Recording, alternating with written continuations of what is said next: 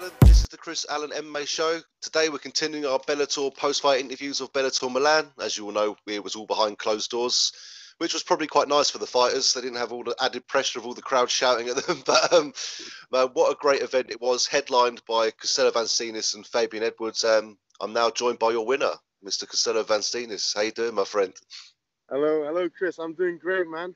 I'm doing great. Just enjoying in Spain at the moment.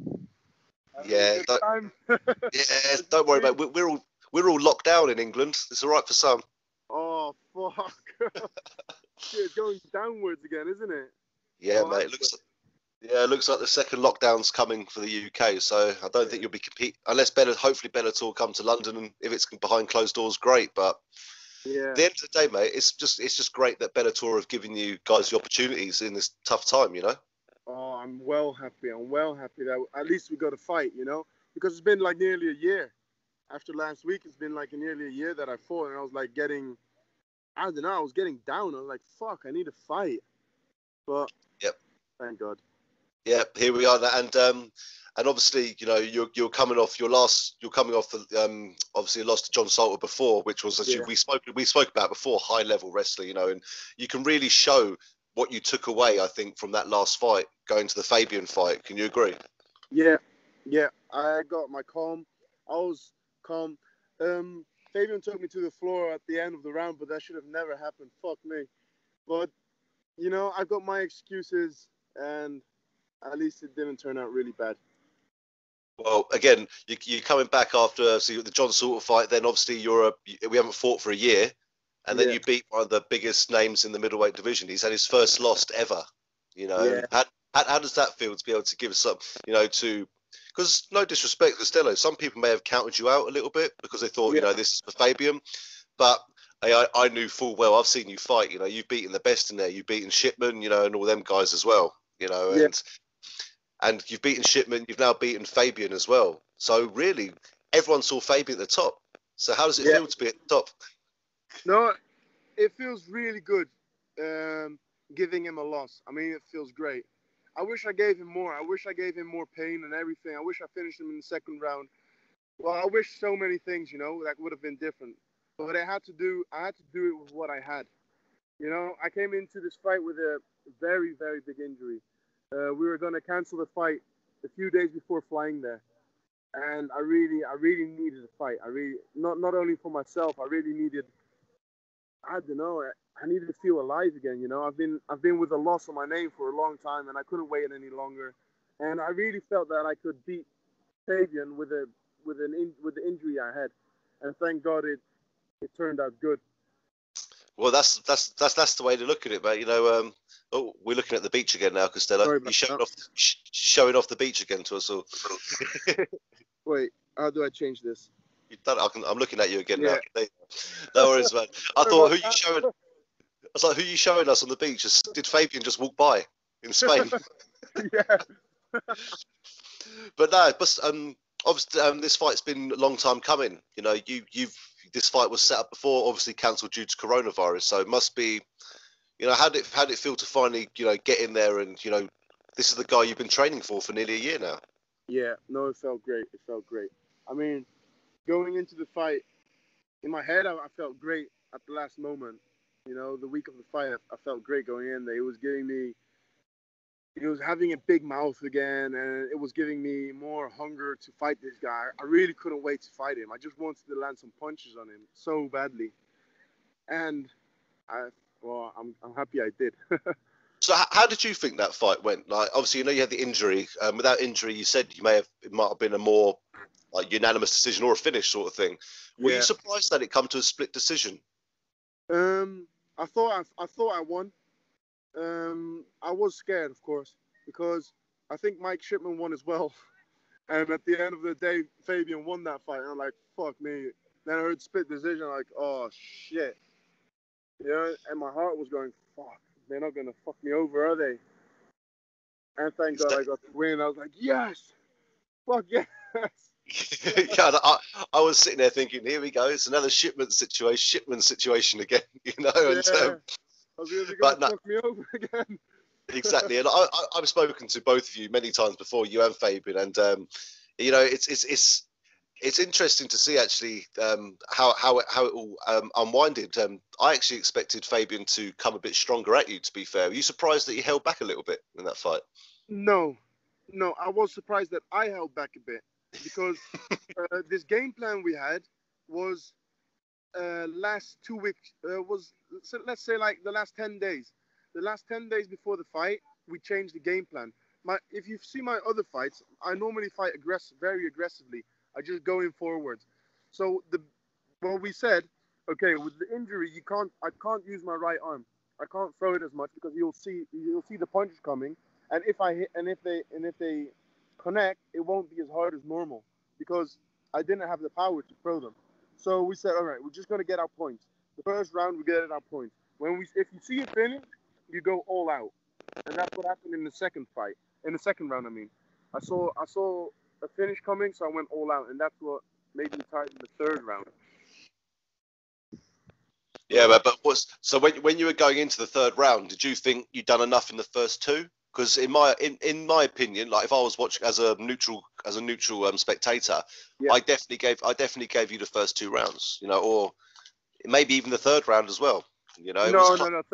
Third round, I got fucking raped for my opinion. I was Fuck me, just trying that to be should have nice. never happened. That was, oh, I don't know. I don't know what the fuck was wrong with me then. But the first round, I think I did. I believe so, and everybody says as well. You know, maybe Fabian landed more punches. I landed more kicks, but I was the more aggressive fighter in the first round. I was putting in the pace. Fabian had the last 20 seconds. He was putting in the pace, but the other 4.5 minutes, I was putting in the pressure. I was controlling ring cage. Second round, I raped him. Third round, it was his. That's it, mate. Well, you've got to give him one, haven't you? A bit of charity. That's fine, you Yeah, yeah. know. Well, I wish I didn't. But it's the No, reality. exactly. But again, you did that, you know, after this long layoff, you know, injury as well, and you still managed to defeat one of the biggest names in the Bellator world at the moment, you know. So Yeah. that's the question. The question is though now is like, I know you don't call people out, but what's next now? You know, you've beaten the best in Europe. You know, they say in the middleweight division. Is it time? Would you like to rerun the John Salter again, or would you? Oh, I would love to fight John Soller again, but I don't believe we'll fight on our next fight. I think he'll have a few more fights. Well, I'll definitely have a few more fights because it was just like one fight away. But if they give me his name, I'm definitely saying yes to that. I was like looking also at Alessio Sakara. I think he's fighting this week. He's got a big name and he's a legend. So he'll be cool to actually fight, you know? Yeah, I I don't was. know if I'll have him. They'll give me him. But I don't care, man. It'll be a good. I'd go to Milan, Italy again to fight him. I hope he wins though. But Yeah. we'll see. Well, we've got Bellator Milan again tonight, haven't we? Which is good. You know, which Yeah. is Bellator putting on so many cards. It's going to be a fantastic card again Oh tonight. yeah, man. So I think if Sakara wins his fight, I think that might be someone definitely for you to look at. Because at the moment, I see everyone's talking about Mike Shipman, you know, coming back up to fight you again. But personally, I think they're going to put Shipman against Fabian as a rematch. Yeah, I think that should be a fair rematch. You know, I was talking to Shipman on the day of the weigh-ins. I sat next to him. They put me next to him. I was like, "Oh, dude, we're gonna fight each other in the future again. What are you doing?" I was just messing around, you know. Mike Shipman is a great guy, but yeah, we'll definitely fight each other in the future. I'm 100% positive about that. But I believe first Shipman should fight Fabian and put another loss on his name. I think he deserves that fight. I was at that event actually, and I think that's probably the last event we actually managed to get to. It was we actually backstage. Shipman actually came. You know, usually they bring the winner out to the media. Well, Yeah. actually, they brought Shipman as well this time Okay. to discuss. Yeah, so Shipman came backstage as well when, you know, everyone was talking to him as well. And you know, the thing is, it's split decisions. You just never know. Like Yeah. I saw I think someone gave.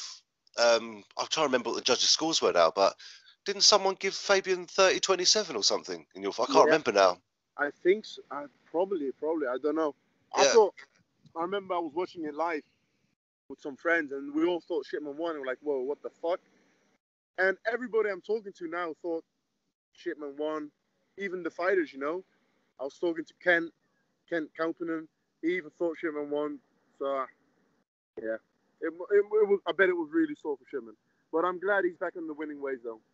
Yeah, he looked good the other night, mate. And as I said, I've interviewed him before. He's a top guy, you know. And Yeah. I'm not just saying it 'cause me. I spoke to Fabian a lot as well. I don't know how much of all the talk and stuff is just for the camera and stuff like that, you know. But do you know what? I saw the weigh-ins and everything like that, and I could see there was definitely some heated debates there for sure. And he does know how to get under people's skin. He's very good at that, you know, sort of thing. But what I loved about your performance is you just look so calm and composed in there, even after all of that smack talk. You just were like, it's like I call it the Khabib theory. Someone like Khabib, you can give him smack talk and you won't get in his head. He just wants to hurt. He just wants to hurt you more, you know.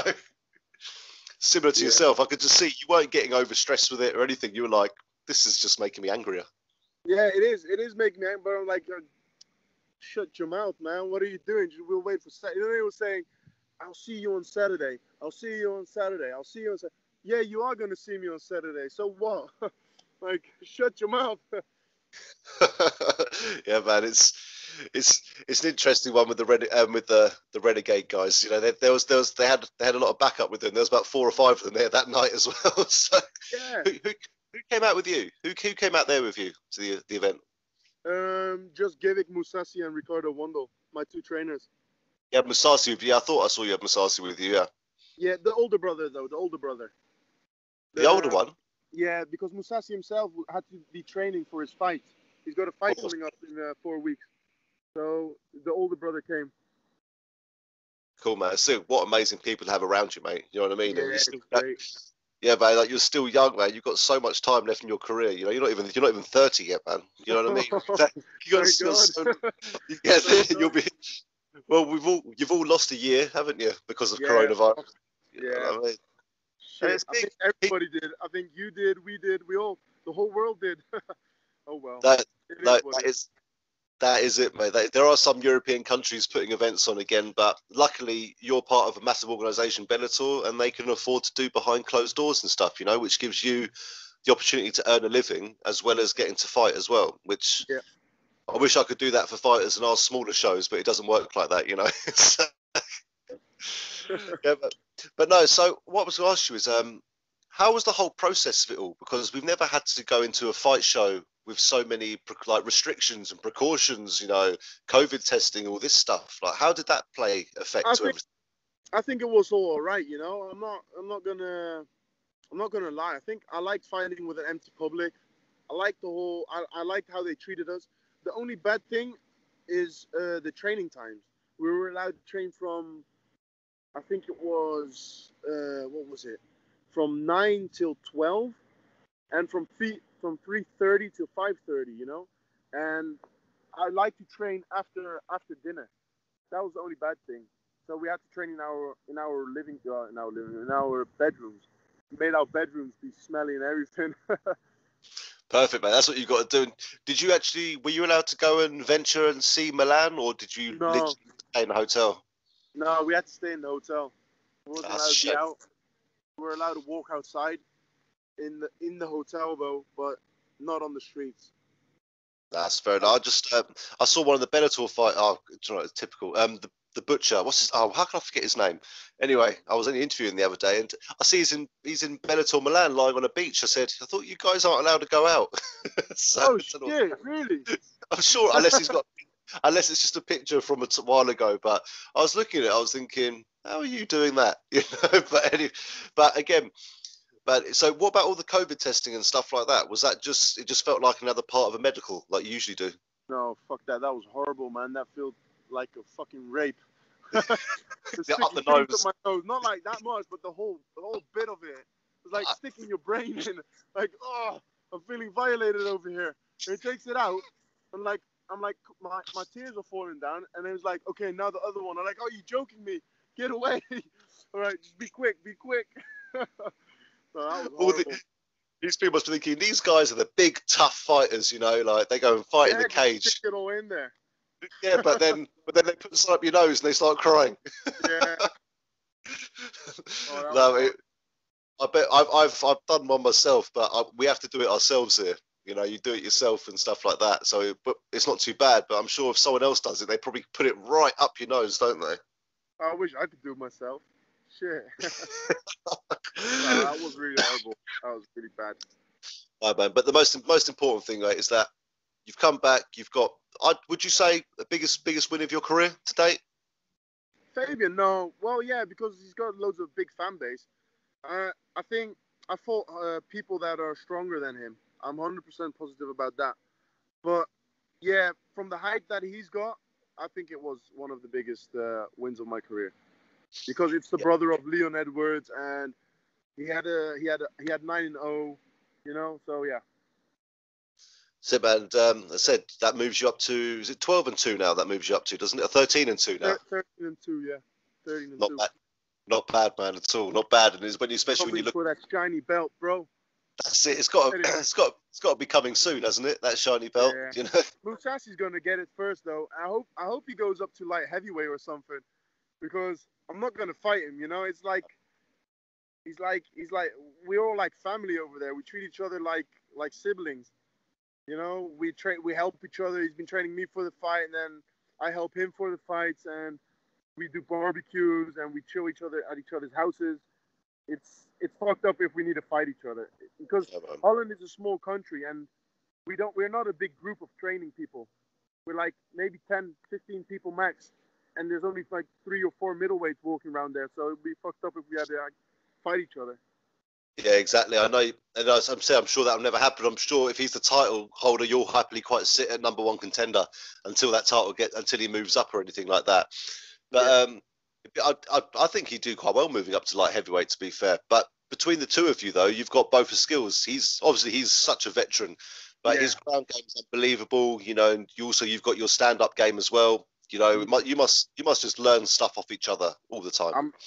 Well, I don't believe that Gegard is learning much of me, but at least I can push him to his limits. You know, like that he's like nearly giving up, or that I can make him ready for his fights. That's for sure.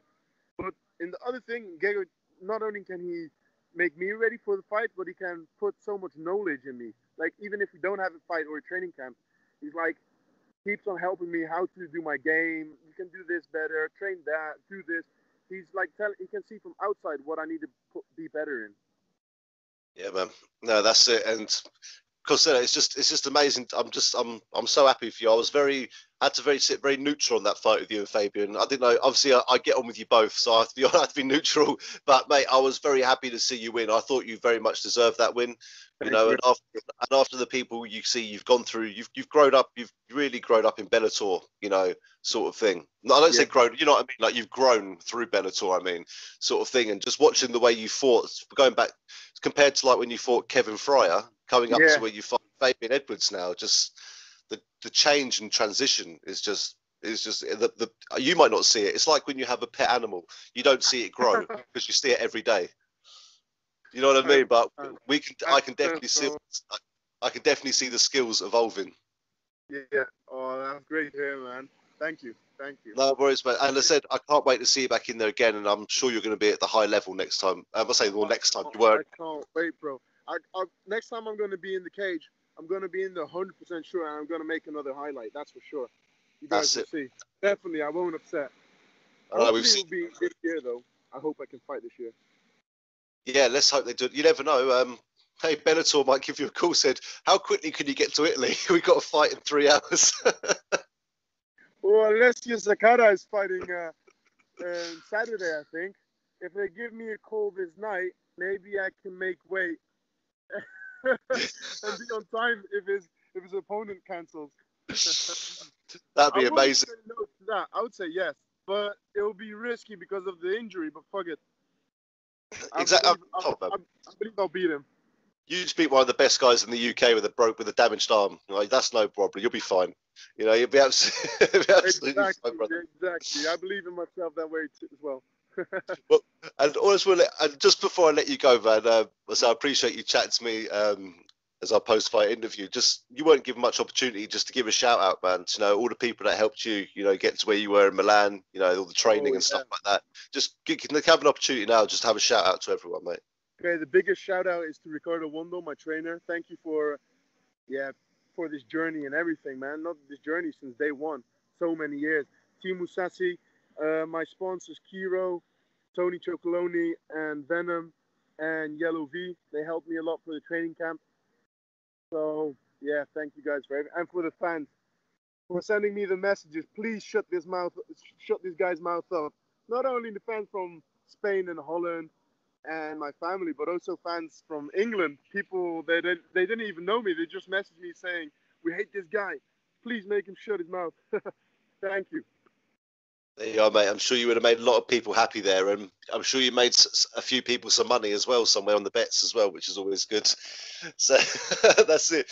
But mate, good Costello, thank you very much, mate. Enjoy your time. Enjoy feeling, you know, at the end of the day, you're top of the game. You're top of that division in my eyes, pretty much now after beating Fabian. Thank you very much, Chris.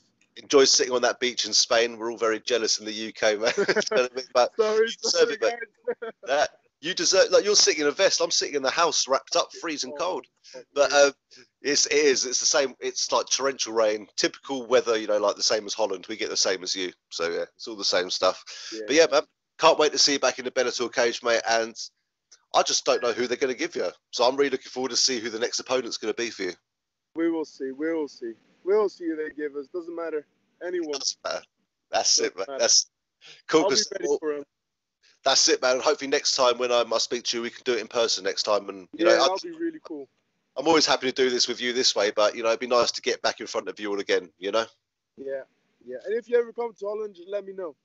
Oh, don't you worry. I've got the one issue with that is that I've got my first child being born in 10 days. So, okay. Yeah. Oh, you're gonna be busy, man. Yeah, mate. I've got a job. I've got my normal job. I've got matchmaking, podcasting. I've got promoting. It's all part. The thing is, though, man, the MMA stuff isn't. I'm like you with MMA. You get up for work and it doesn't feel like it's work. When I get up to do stuff like this with you, it doesn't feel like work, man. It's just all good. You know, so yeah. Okay. Nice one, Costello, mate. Obviously, regards to your brother and family and everyone over there, mate. And yeah, mate, can't wait to see you, bro. All right. Thank you very much, Chris. Cheers, Costello, brother. Bye bye.